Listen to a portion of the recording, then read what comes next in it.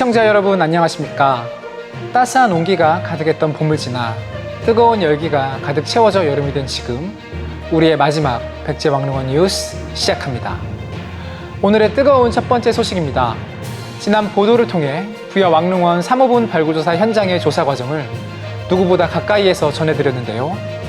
드디어 3호분의 발굴조사가 막바지에 접어들었다고 합니다.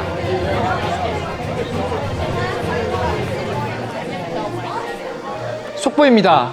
방금 들려온 현장 소식에 의하면 무덤 내부도 조사가 진행되었다고 합니다. 관련 상황을 생생하게 전달하기 위해서 현장에 나가 있는 안소만 기자 연결해 보도록 하겠습니다. 안소만 기자. 네, 저는 부여 왕릉원의 3호분 발굴조사 현장에 나와 있습니다. 3호분의 조사는 1915년 일제강점기 구로이타 가스미, 세키노 다다시 등의 1인 학자들 손에 이루어졌었습니다. 3일 만에 끝난 이 조사는 졸속으로 진행되어 조사 방법, 과정 등이 잘 알려지지 않았고 해방 후 여러 차례 정비 과정을 거치면서 3호분의 본래 모습을 찾을 수 없게 되었습니다. 올해 조사는 3호분의 위치와 규모 등을 파악하기 위해 3월부터 조사가 진행되고 있습니다. 여기 제가 있는 곳은 석실의 천장 부분인데요. 이번 조사를 통해 일제강점기 당시 천장석 일부를 드러내어 내부를 진입한 사실이 확인되었습니다. 백제인들이 석실을 만들던 당시의 흔적도 조사를 통해 확인하였습니다. 묘도는 시신을 목간에 모신 후 석실로 안치하기 위해 사용한 길인데요. 높이 3에서 4m가량을 수직으로 파서 만들었습니다. 또한 묘도 양 벽면과 바닥에는 사호분과 유사한 형태로 수열이 확인되었는데 조사단은 당시 무덤의 축조와 관련된 흔적으로 추정하고 있습니다. 무덤길을 걷다 보니 끝에 석실의 입구가 나타났습니다. 입구는 오른쪽으로 살짝 치우쳐 있으며 석재는 모두 평평하게 면을 맞춰 치석하였는데요. 문인방석, 문주석 등을 갖춘 문틀 구조를 잘 보여줍니다. 입구는 연문 폐쇄석으로 막혀 있었는데요. 특이하게도 연도 앞에 2매의 판석을 고여서 연문 폐쇄석을 바쳤습니다. 이러한 형태는 기존 백제 고분에서 확인되지 않은 사례라 주목이 됩니다. 또한 정교하게 다듬어진 석재는 당시 백제인들의 기술 수준을 가능케 해줍니다. 이제 석실 내부로 들어가 보겠습니다. 3호분의 석실은 1개에서 2매의 판석으로 축조되어 있으며 단면 육각형의 구조입니다. 석실의 동쪽 고임석은 깨진 흔적이 확인되는데 일제강점기 조사 이전에 도굴 행위가 이루어졌던 것으로 보입니다. 석실 벽에서 확인되는 흔적은 당시 흙이 채워져 있던 상황을 짐작할 수 있습니다. 현실의 크기는 길이 300cm, 너비 125cm, 높이 150cm로 기존 일제강점기 조사 자료와 차이가 있는 것으로 확인되었습니다. 피장자는 1명이었던 것으로 추정하고 있는데요. 아쉽게도 일제강점기 조사와 같이 내부에서 매장 당시 유물은 확인되지 않았습니다. 다만 석실을 개방하였을 당시 엎어진 현문 폐쇄석 위에 백자 사발이 확인되었습니다. 일제강점기 조사 이후 한 세기가 지나도록 알 수 없었던 부여 왕릉원의 본 모습, 드디어 우리 손으로 조금씩 밝혀나가고 있습니다. 더운 날씨보다 더 뜨거운 열정이 가득 찬 조사 현장에서 백제 왕릉원 뉴스 안소망이었습니다. 각자의 자리에서 최선을 다해주시는 조사단에게 감사의 말씀드리며 3호분의 마무리가 더욱 완벽하길 기대하겠습니다. 잠시 광고 보시겠습니다.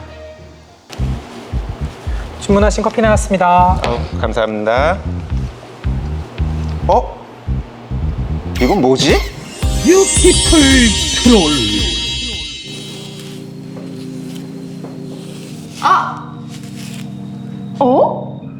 이건 뭐지? 나이스 바디. 오늘의 마지막 소식입니다. 때로는 작은 것들이 모여 하나가 되곤 합니다.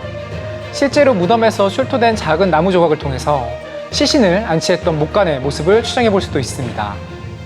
목간의 과학적인 조사를 통해 과거의 순간을 현재로 그리고 미래로 전달하는 보존과학 어벤져스 팀의 체계적인 보존 처리 과정을 안소망 취재기자가 단독 보도해 드리도록 하겠습니다. 안소망 기자.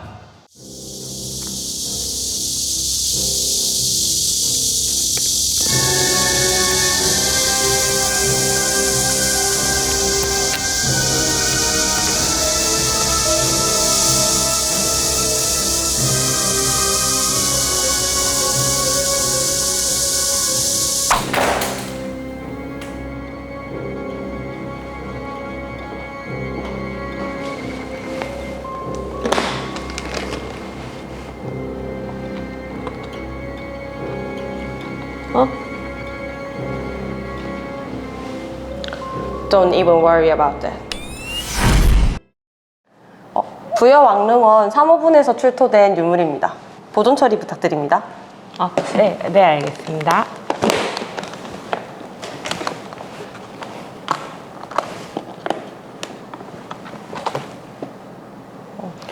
이건 겉보기에 나무 조각처럼 보이는데 어떤 유물인가요?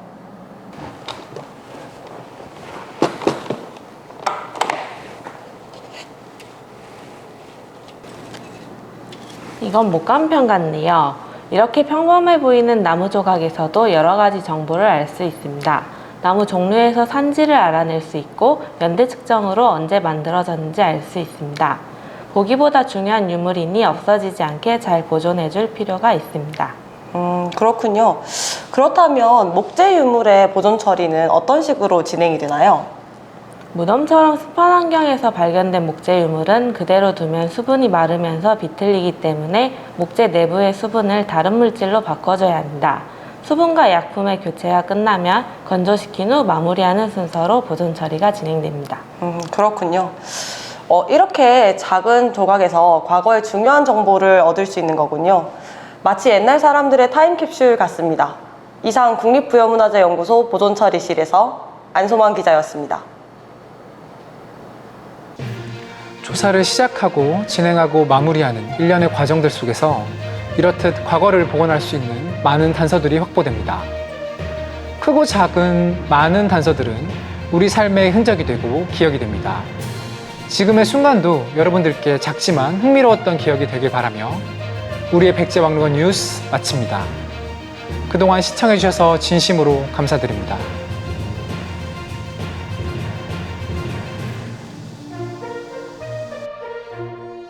이 정도에서 이렇게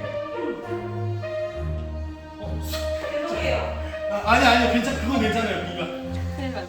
장은 필수야. 어떠셨어요, 선생님? 이렇게 열악한 환경에서 기자를 해보니까. 기자도 쉬운 직업은 아니에요. 감독님, 이번 현장이 지금까지 중에 제일 어려운 현장 맞나요? 많은 일이 없어.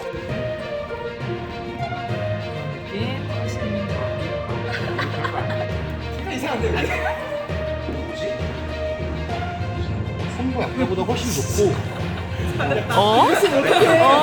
훨씬 좋아요. 근데 좀 더 해피하게 와 지금 너무 좋다. 난 지금 막 억대 연봉을 받고 있다. 뭐라고요? 너무 좋아.